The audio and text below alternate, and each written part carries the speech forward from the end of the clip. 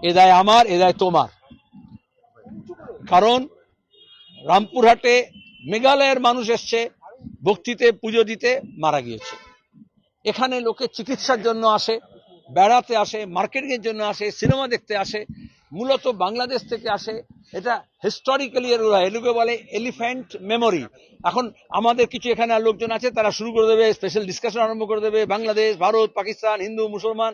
আসলে এটা দেশভাগের আগে থেকেই এটা ছিল ব্যবসা বাণিজ্য বিনোদনের কেন্দ্র।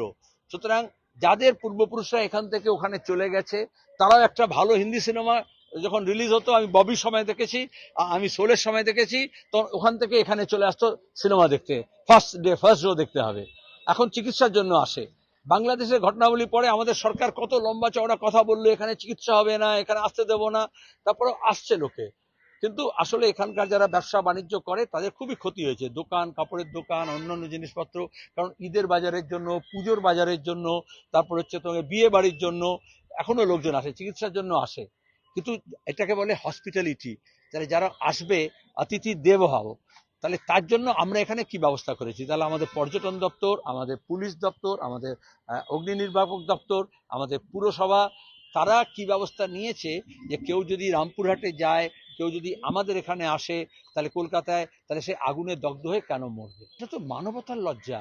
আর তো বাংলাদেশেও আগুন লাগে না তা তো নয়, ওখানে ওই কাপড়ের কারখানায় আগুন লেগেছিল, কত শ্রমিক মারা গিয়েছিল। কিন্তু একটা আগুন লাগলে দোষারোপের বদলে কারণ খুঁজে বার করতে হয় এক, আর ভবিষ্যতে যাতে না হয় তার জন্য ব্যবস্থাপনা নিতে হয়। সেই ব্যবস্থাপনা না নেওয়ার বদলে যদি দুর্নীতি হয়, তাহলে পুরসভা বলো, পুলিশ বলো, আর ফায়ার ব্রিগেড বলো, কিছু টাকা পয়সা নিয়ে আবার বেআইনি কাজ করতে দেবে। লাভ হয়েছে এর আগে, আনিস খানের জন্য এসআইটি গঠন হয়েছে, আরজি করের জন্য এসআইটি গঠন হয়েছে, চিট ফান্ডের টাকা চুরির জন্য এসআইটি গঠন হয়েছে। ভারত সরকারও কত এসআইটি করেছে। আগে এসআইটির নাম ছিল SIT, special investigation team. SIT গঠন মানেই হচ্ছে তাহলে পুলিশের যে তদন্ত করার যে ভূমিকা, ইনভেস্টিগেটিভ জার্নালিজম যেরকম শেষ হয়ে গেছে, সেরকম ইনভেস্টিগেটিভ যে ক্রিমিনাল জাস্টিসের জন্য যে ইনভেস্টিগেশন দরকার হয়, সেটা পুলিশ ছড়ে দিয়েছে। মন্ত্রী যা বলবে পুলিশ তাই বলবে, নবান্ন যা বলবে পুলিশ তাই বলবে। এটা হচ্ছে অপদার্থতা। আর এখন হয়ে গেছে এই জন্য এসআইটিটা হয়ে গেছে স্পেশাল ইনভেস্টিগেশন টিমের বদলে হচ্ছে সাপ্রেশন অফ ইম্পর্টেন্ট ট্রুথ। প্রথমে এসেই ফাইল লোপাট করে, তথ্যপত্রগুলো বাছার করে নেয়, পুলিশ বলে দেখবো, কিন্তু আসলে যে তথ্যগুলো দিয়ে সত্য উদ্ঘাটিত হতো সেটাকে চাপা দেয়। এই জন্য আজ পর্যন্ত অভয়া সত্য বেরোয়নি। এই জন্য রথ খুন হয়ে যাওয়ার পরও সত্যটা প্রকাশিত হচ্ছে না। তো ফায়ার ব্রিগেডের হেডলাইনে যদি, হেডকোয়ার্টারের কাছে যদি হয়, এতে হিন্দিতে বলে চিরাগ তলে আন্ধেরা। তাহলে যারা গোটা রাজ্যে আগুন নির্বাণের ব্যবস্থা করবে এবং ফায়ার লাইসেন্স দেবে, আমি জানি যদি একটা নার্সিংহোম করতে হয়, যদি একটা স্কুল করতে হয়, যদি একটা তোমার গিয়ে ব্লাড ব্যাংক করতে হয়, তাহলে কত রকমের দৌড়ঝাঁপ করতে হয়, ফায়ার লাইসেন্স পাওয়া যায় না। অথচ বেআইনি কাজ কারবার করার জন্য শুধুমাত্র কিছু বাড়তি টাকা দিয়ে দিলেই হয়ে যায়। তাহলে আসল লড়াইটা দুর্নীতির বিরুদ্ধে। কয়েকদিন একটু হয়েছেই হয়, তোমরাও কয়েকদিন খবর দাও, আবার কালকে আর একটা বড় কোনো ঘটনা হয়ে গেলে সেদিকে আবার ক্যামেরা নিয়ে চলে যাবে, তো এটা নজরে থাকবে না। এই সুযোগে যারা তোলে, যারা ঘুষ নেয়, তাদের শুধু রেট বেড়ে যাবে কিছু, কিন্তু বাজার যেরকম চলছিল আবার চলবে আশা করি। আমরা উইদাউট ইন্সপেকশন বলতে পারবো না, ইন্সপেকশন টিম রয়েছে। আমরা আগেই একটা ঘটনা ঘটাতে যৌথ টিমটাকে গঠিত করেছি। এবার আমরা একটা পুরো অডিট, ইন্সপেকশন অডিট করছি গোটা কেএমসি এরিয়াতে, কেননা এরকম ঘটনা বারবার ঘটাটা ঠিক নেই। This has to be looked into unscrupulously. এবং সেকশন 199 তহত we will close wherever the certificate of investment is not found, wherever major deviations are found, we will close them immediately. কোথাও কি এই যে নজরদারি বা এই যে একদম দমকলের নাগের ডগায় এরকম বা কলকাতার নাগের এইসব হোটেলগুলো অ্যামালগেশন করে হোক বা যেভাবে তৈরি হচ্ছে, কোথাও কি নজরদারি একটা সমস্যা থেকে যাচ্ছে? নজরদারি থাকছে না বলে এই ধরনের হোটেলগুলো চাইছে ব্যবসা। দেখুন, আমার জাতিগতভাবে আমার পার্সোনাল ভিউটা আছে যে বিজনেসের পক্ষেও একটা রেসপন্সিবল বিজনেস হওয়া উচিত। সবারই নাগরিকদেরও রেসপন্সিবিলিটি আছে, সরকারের মধ্যেই সব নাগরিকরাও রয়েছে, তো তাদেরও একটা রেসপন্সিবিলিটি আছে যে তারা নিজের ব্যবসাকে আইন মেনে মানে চালায়। সুতরাং এটা ওদেরও দায়িত্ব আছে। কিন্তু আপনি যেটা বলছেন সেটা ঠিকই, এটা আমাদেরও কর্তব্য আছে, সেই জন্য আমরা যেটা মানে অর্গানাইজভাবে একটা টিম করলাম, বিকজ বিভিন্ন ডিপার্টমেন্ট আছে, ফায়ার নিজের লাইসেন্স দেয়, সিএসসি নিজের দেয়।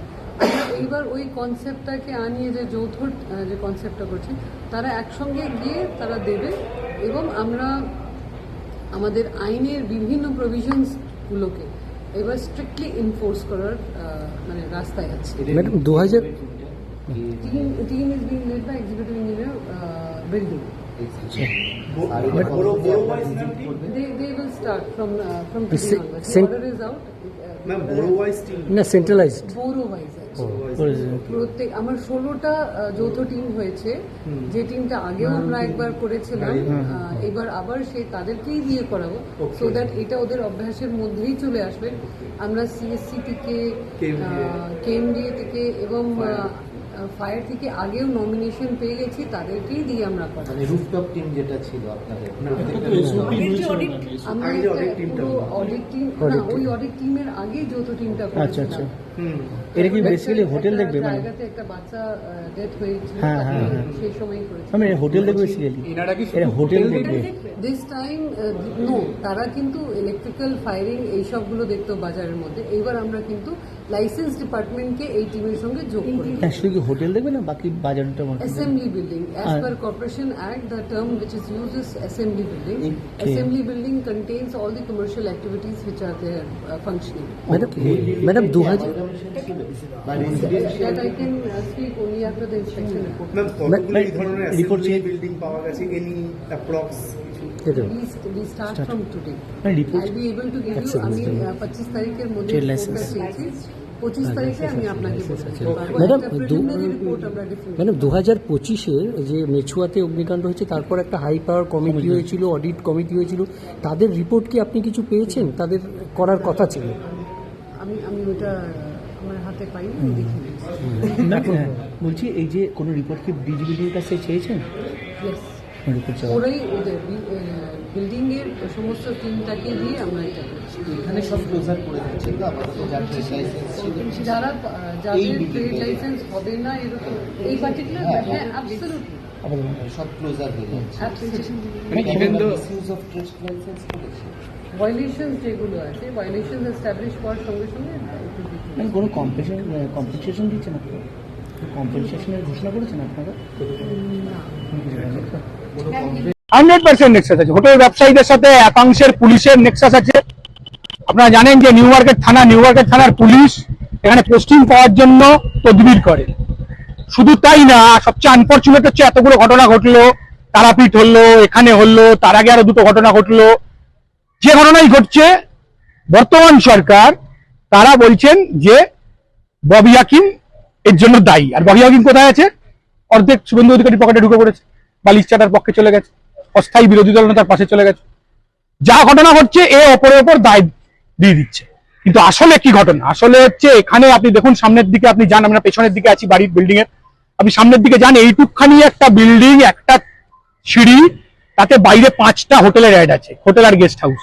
আসলে এখানে 9টা থেকে 10টা হোটেল হচ্ছে চলে।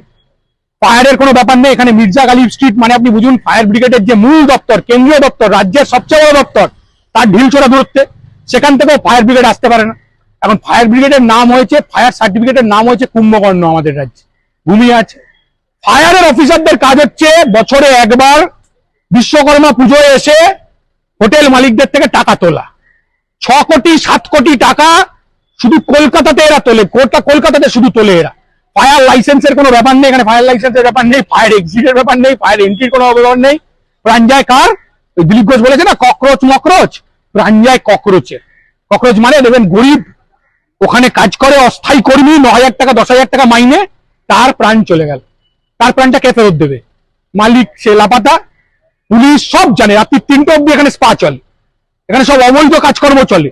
আগে অতীতের সরকারের সময় চলতো, যেমন ভাবে চলতো ঠিক একই রকম ভাবে চলে। আপনি কলকাতা শহরে দেখুন, তৃণমূলের পার্টি অফিস আগে নীল সাদা রং করা ছিল, এখন গেরুয়া হয়ে বিজেপি হয়ে গেছে।